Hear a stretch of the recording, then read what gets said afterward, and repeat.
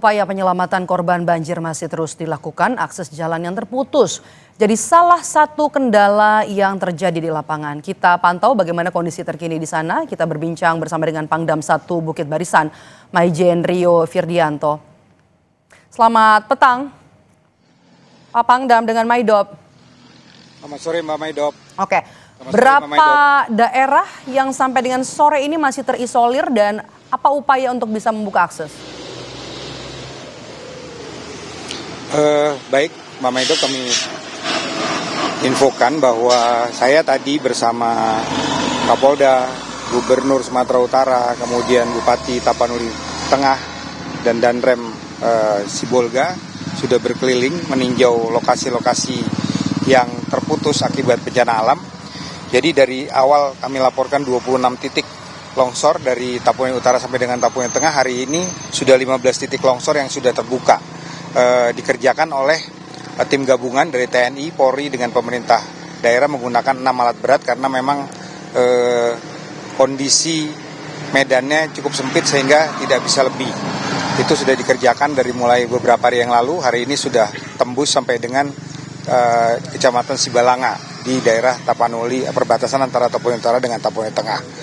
Di situ yang diperkirakan cukup banyak korban. Kemudian tadi dari pantauan udara juga kami menggunakan helikopter melihat bahwa ada puluhan sampai dengan ratusan kendaraan yang melintas, yang berhenti akibat jalan putus, Mbak. Oke, apakah dalam bencana ini Jenderal TNI juga menemukan adanya kerusakan hutan yang jadi penyebab longsor dan juga banjir bandang yang terjadi di Sumatera Utara? Kami tadi pada saat terbang di atas area itu memang secara spesifik tidak menemukan yang tadi dijelaskan oleh Mbak, bahwa kami hanya melihat penyebab utamanya adalah curah hujan yang cukup tinggi dan berlangsung selama berhari-hari. Ini yang menyebabkan tanah-tanah yang sudah jenuh itu akhirnya longsor. Jadi banyak pohon-pohon yang memang itu hutan karena mungkin terlalu deras hujannya sehingga longsor, dan itu terjadi di beberapa titik. Saya lihat ada beberapa jalan yang putus, kemudian ada beberapa desa atau pemukiman penduduk yang terisolir. Ini sudah kami petakan. Tadi kami sudah melapor ke Kepala BNPB untuk berencana menggunakan helikopter dengan pasukan kami untuk menurunkan logistik ke daerah-daerah tersebut secara airdrop, menggunakan helikopter diturunkan sedekat mungkin dengan masyarakat, Pak. Dari pantauan udara tidak ada tanda kerusakan hutan. Banjir bencana ini pure karena memang curah hujan yang tinggi. Tapi kan tadi kita juga sudah lihat ya Pak, dari pantauan udara, dari visual udara, kita lihat ada banyak lahan-lahan yang gundul, hutan-hutan yang gundul begitu.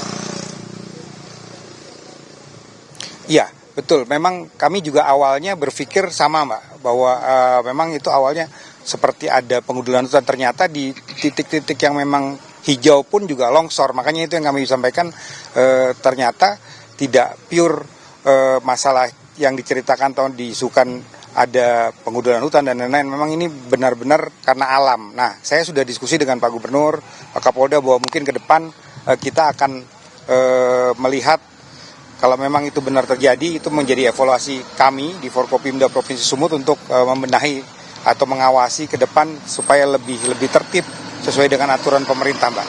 Oke. Untuk kawasan yang masih belum bisa ditembus, Pak, di mana saja dan apa kendalanya, Pak? Yang tadi kami laporkan, Mbak, yang di daerah antara Tapanuli Utara dengan Tapanuli Tengah itu ada 11 titik yang masih belum bisa dilalui. Dan permasalahannya cukup serius karena jalannya putus. Jadi aspal itu putus dengan tempat lain. Makanya kami laporkan kepala BNPB, kemudian ke Gubernur bahwa mungkin dalam waktu dekat belum bisa ditembus, hanya bisa sampai titik putus itu. Sehingga kami tadi melapor ke Pak Mensesnek, ke Menseskap, bahwa kondisi ini kita membutuhkan tambahan helikopter untuk mendistribusikan logistik. Hari ini logistik sebagian dari bantuan pemerintah pusat dari Bapak Presiden sudah tiba di Pinang Sori, kemudian sudah ada yang tiba di Kuala Namu di Medan dengan Lanut Suwondo Medan. Sudah kami geser sebagian ke Sibolga, kemudian ada sebagian yang digeser ke Bandara Silangit di Bali G di Tapanuli Utara. Ini juga ada bantuan dari Pak Panglima TNI, kemudian Kepala Staf Angkatan Darat, dari Kapolri, dengan termasuk dari pemerintah Provinsi Sumatera Utara. Oke, terakhir Jenderal, jumlah korban tewas berapa hingga hari ini dari data terakhir yang Anda terima?